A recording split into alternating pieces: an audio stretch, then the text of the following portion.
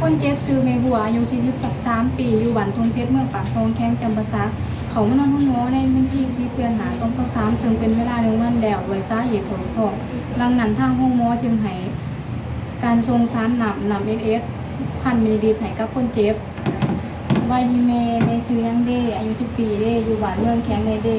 ด้วยดูเอมี่ซื้อว่าครูเป๋มันนี้วงเป็นนักศึกษาการแพทย์มันนี้มีหน้าที่มาที่สอบทรงสารนำเมเพื่อทดแทนหนำในห่างกายที่เสียไปและที่ของแม่ฟื้นตัวไม่ไหวถึงเช่นที่แม่ไม่อยากบ่ได้เขาหวงยาในเด้อฉันก็มาถึงส่วนตรงนี้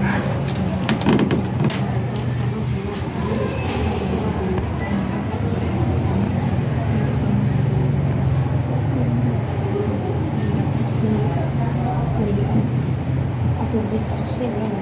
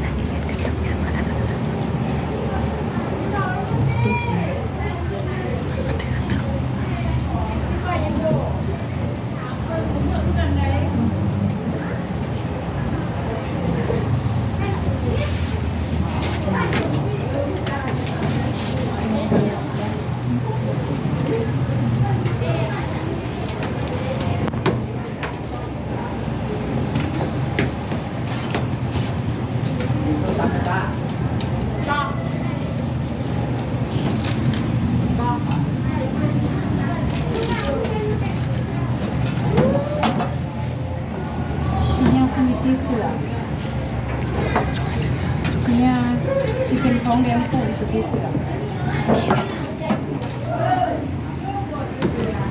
การทรงสารหนังผู้แม่กระเดี่ยวเลือซื้อแม่นอนพักผ่อนไหนกินอาหารที่โบรสจัดเกินไป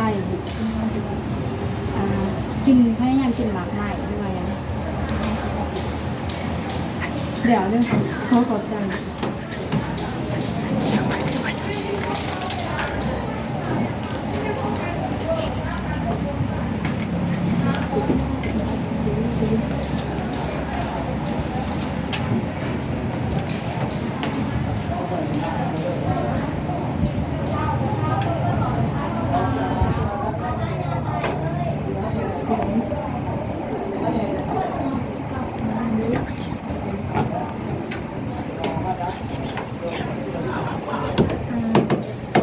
การบันทึกคนเจ็บ